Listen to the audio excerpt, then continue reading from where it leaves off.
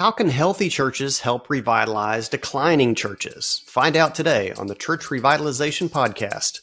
Hello, and welcome to the Church Revitalization Podcast, brought to you by the Malphurs Group team, where each week we tackle important, actionable topics to help churches thrive. And now, here's your hosts, Scott Ball and A.J. Mathieu. Welcome to the Church Revitalization Podcast. My name is Scott Ball. I'm joined by my friend and co-host, A.J. Mathieu. Again here.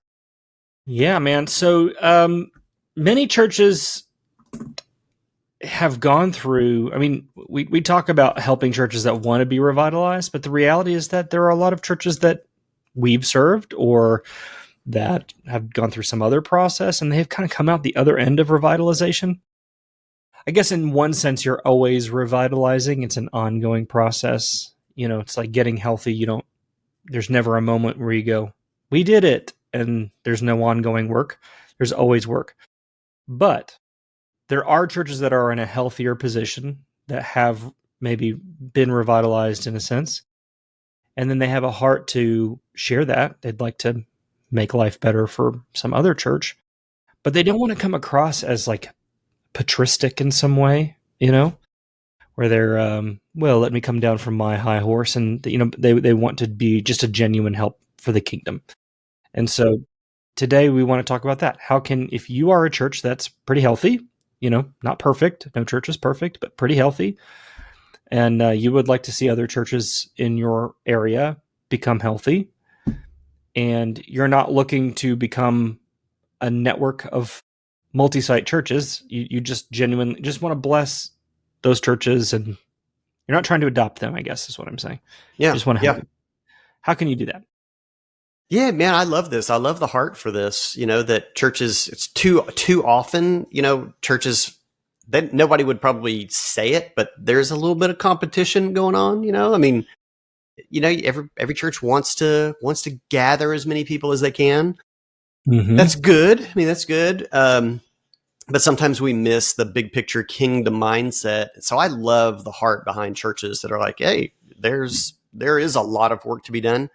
We know the church is Christ's strategy for reaching people to introduce himself to them.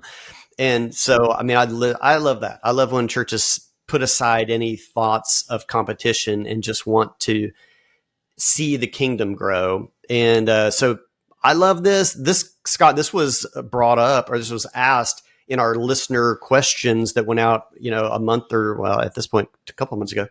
So here we are telling on ourselves that we yet again did not come up with this podcast topic. Yeah. But we got so many. I know we say this like every week. We got so many. I was surprised to see this question, come up more than one time. Like, what can we do? What could our church do, or what can churches in general do to help other churches? And we've had some churches that we've worked with that are beginning to have this come up now as a part of extended vision work, or maybe sort of next year or a few years down the road. As you say, it takes time. Revitalization takes time. And we've had some churches that go through that. And we're talking 2-3 years now. This is the next level thinking that they're at. Like we're actually doing pretty well, and they're having this big picture view. And I know that they listen to the podcast, so you know who you guys are. I won't name you, but appreciate your heart, and to know that the question actually came from some other, not from them, but from some other folks, to go that others are thinking about it. I don't know. We'll see the stats from this episode, and like 5 of you will be interested in this, but we're going to talk about it anyway. Yeah. Well, it's cool. It's cool. So, hey, good for you guys that asked about this, and I hope it sparks something in some others that are listening. Like, well, we never even thought about that we could participate in that. So, right. All right. Well, let's jump in. We got some things to talk about. A little bit of foundational groundwork for where you need to be, and then some practical things as well. So, first of all, as you sort of said in the intro, Scott, you do have to have this humble kingdom attitude about it. So it can't be like, we figured it out, which I think a lot of, even sort of in our space, Scott, the revitalization processes and books sometimes come out of mega churches.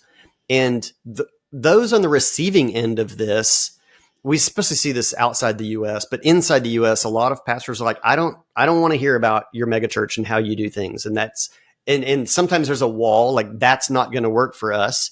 Sometimes that's true. Sometimes it's not true. But I don't think on the receiving end, people don't want to go, oh, great. Somebody, they did this thing and now they think we all need to do it. And then that's sort of on the receiving side point of view. On the giving side, the church that has this attitude of wanting to help, it does have to come from a heart of we don't have it all figured out, but I think we have something to offer.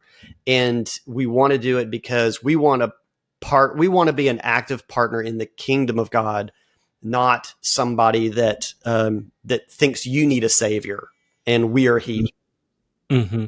Yeah, I mean, you can have both competency bias and you can have imposter syndrome, and both of those things can be at play in your life, or as a leader in the church, and be thinking, well, everyone knows how to fix this problem, when in reality, not everyone knows how to fix a particular problem.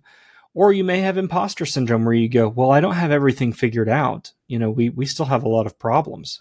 Who are we to help someone else when we still have problems? Everybody has problems. So kind of fight against both of those things. And you can be feeling both of those things at the same time. Like, I don't have anything to offer because the only things I have to offer are things that people already know. And I really shouldn't say anything to anybody anyway because, I still have my own issues.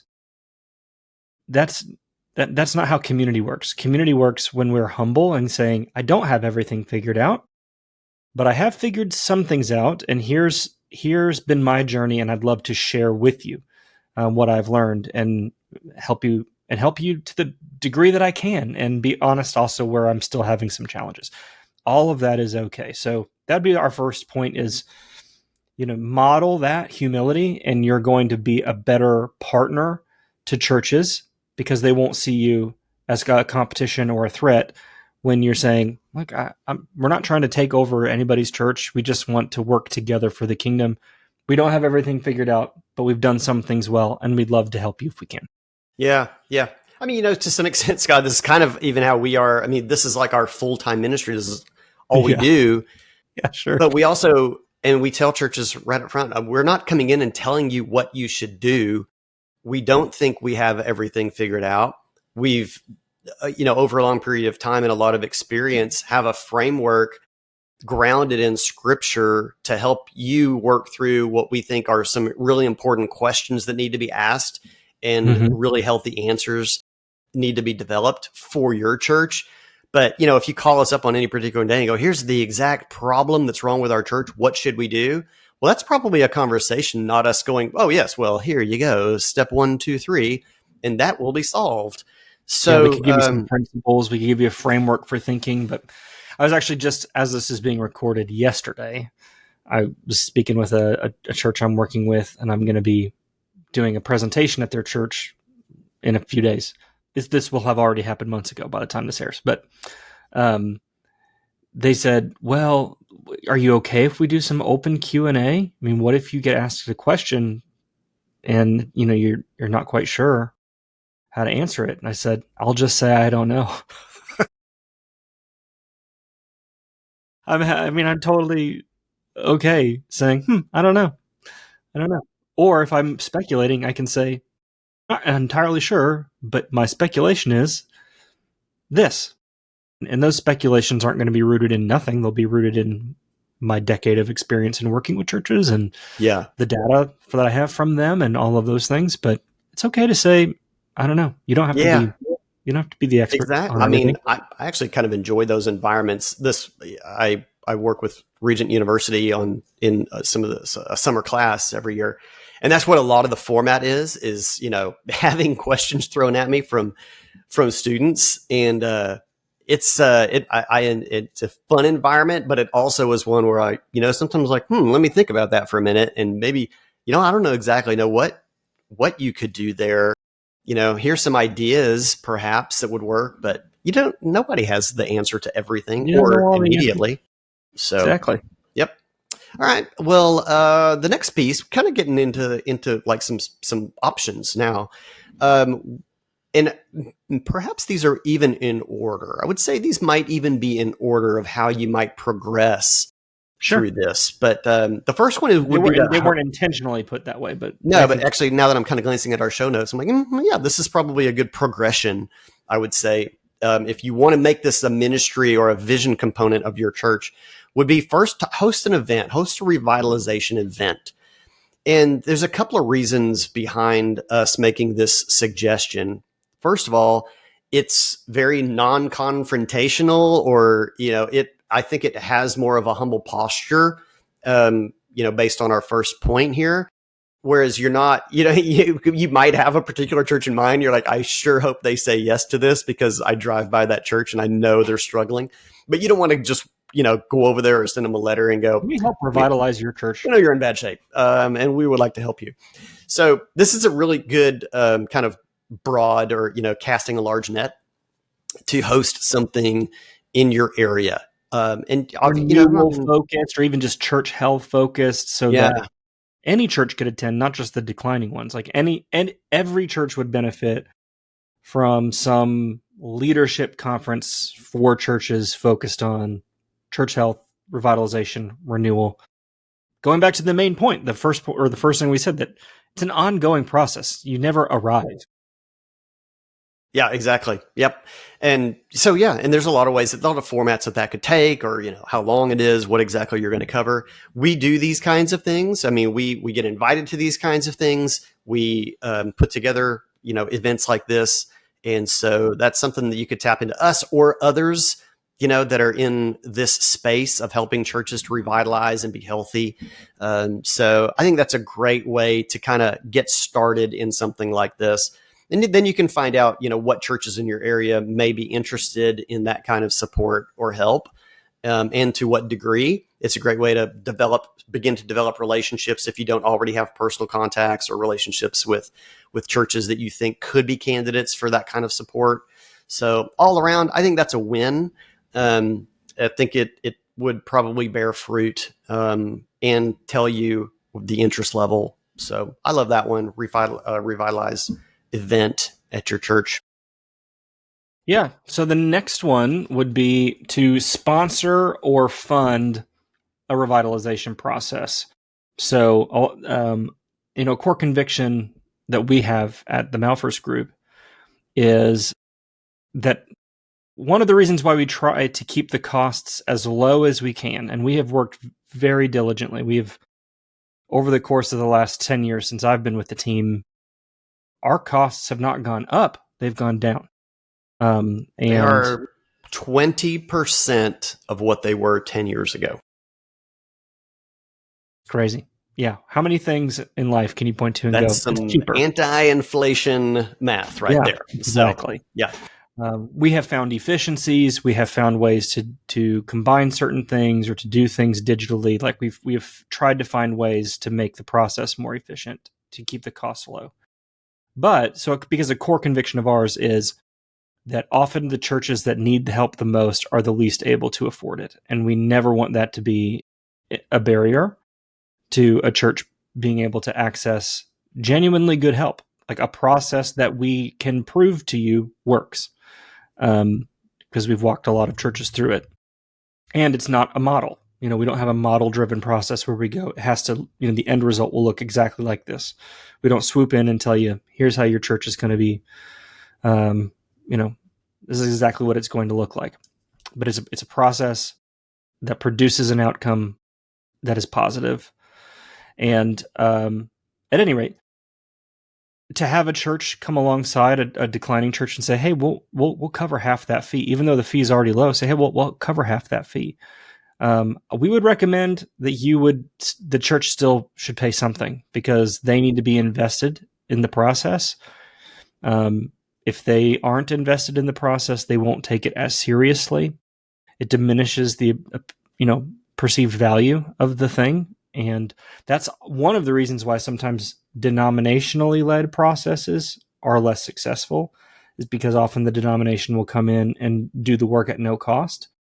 And if it costs them nothing, then they're not going to put a lot of effort into it. So I'm not anti-denominational work. We work with a lot of denominational groups, but we're also always encouraging them to charge something, because if you don't, these folks are not going to care that much about following through. Yeah, that's true. This could take several forms. I mean, through us, if you wanted to work through the Malphurs Group, you could, if it was like a church that you knew, you could do a partial or a full contribution that would be designated for them. And we could, work with them that way. You could do that just from a general mission partner perspective. Any contribution that you wanted to go just to any church, like either domestically or internationally, so we can receive those gifts and be able to apply that as sort of a scholarship type thing towards a domestic U.S. church or North American church or an international church out of two different giving areas. So yeah, that's something to consider, that you could do one time or on an ongoing basis to grow the kingdom that way. Yeah. The fourth thing is, maybe you've got some folks on your team. Maybe they're lay leaders. Doesn't have to be a staff person. Could be staff people. Could be lay leaders in your church who you think they would be good consultants. Like they've got that background. Maybe they're retired and they would be good at doing that kind of work as a ministry, and that you want to almost start a revitalization ministry in your church. And so you could, in theory, train them, pay to have them trained in how to run a process. We have a certification process at the Malphurs Group, which you can learn about at malphursgroup.com/certification. And we teach people how do we take people through our workshops? What is our framework? What is the process? and then we supervise them, when they go through, we sort of shadow them on their first go at things. And that's a cost-effective way to do things as well. So if you go, well, it would get expensive for us to sponsor a church every time, this would be a less expensive way to do that. You can train someone at your church to be a guide, and then just deploy them with folks in your region. Again, we would still encourage you to have that church pay something so that they're invested in the process. But, that would maybe reduce the cost to you and also reduce the cost to the church. I don't know. You got stuff to add to that? You don't have to do our certification process. We're just saying we have one and it's good. It is. It'd be weird if we didn't promote our own certification. It's excellent. Process. It's the best, I would say. So yeah. And then our final option that you could even consider this would be almost getting into, some other discussions that you could have about how, unhealthy churches could be supported. But you could take a bit of an approach, not necessarily adopting them as a church, but loaning them some resources to be able to get back on their feet and improve, which could be even people from your church. Yeah, some human resources. I guess you could participate with some kind of financial things as well. If there was I would not recommend a church loaning another church money. No, not as a loan. No, a contribution to be able to. You can give them some resources. Do something. Yeah. Not a loan. You can loan people that you might get back. Don't expect to get money back in the form of a loan. I wouldn't recommend that. I wouldn't recommend that. Yeah, but providing some human resources to help do something. That could be, we get probably one of the most common scenarios in declining churches is the age of the church is increased. There's fewer young families there, and a lot of, rightly so, they begin to think we need to have some kind of a children's or youth program in our church, but maybe they don't have the volunteer resources for that. This is a total scenario, not a suggestion, but it could be a scenario in which you're like, we've got some ministry workers that could come over and help you put together that type of program in your church and staff that for you for a period of time. Until your church begins to perhaps grow again, and you can then train your own volunteers. So, it's just another. I've seen this in action, and I've seen it not work as well as it could have. And I think that there were some steps that could have been taken to make that more effective. So let me pass along some tips just from observing this. If you're going to send people to another church on loan, you really ought to treat it the same way that you would if a church plant came to you and said, hey, can you can some of your folks come help us launch our church? When you send people to help with a launch team in a church plant, they're not just committing to attend for that period of time. They're committing to serve for that period of time. So they're not just going to fill a seat on a Sunday. They're given a particular role. They're helping on the hospitality team, on the worship team, in the children's ministry or whatever it is. They are going committing to volunteering in a particular role as well as attending on Sunday. But the key to that working even is over the course of that 12 months, if they're not planning on staying long term, then their goal is to replace themselves so that when they leave after that 1 year, the church isn't out that person. Thank you. You gave us 30 people for 1 year, and then after a year, we're back down 30 people. No, you're actively recruiting someone to fill in that role that you've been taking, so that when you go back, someone is, you've not hurt the church in some way. So my point would be, if you're going to loan church members to a church that needs revitalization, that needs a little extra help, that is an incredible gift. But have a plan for that. Who is going? What is their role going to be? How are they going to replace themselves? And then my other point on that would be, you need to, as a church, be willing to lose that member who's on loan. They may end up going to that church and falling in love with the community there, or maybe it's closer to their home, and they end up deciding, I think I'm going to stay here.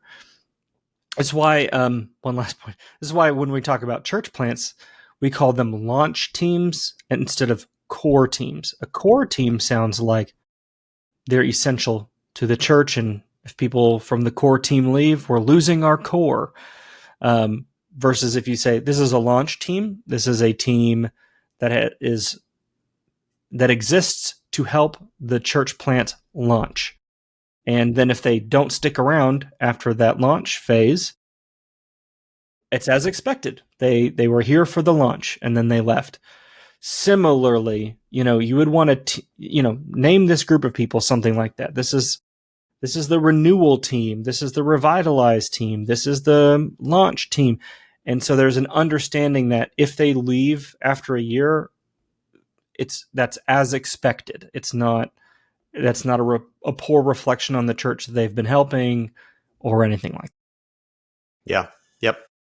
That's a great commitment. I mean, it's a real heart revealer to take that angle. So that's really cool. There's another way, Scott, bonus way that you could help another church. You could gift them the Healthy Churches Toolkit.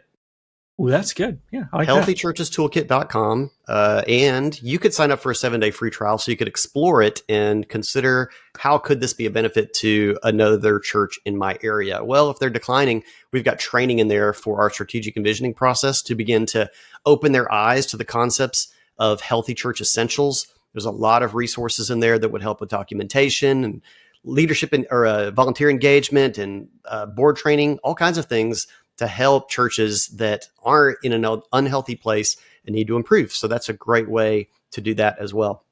So check that out.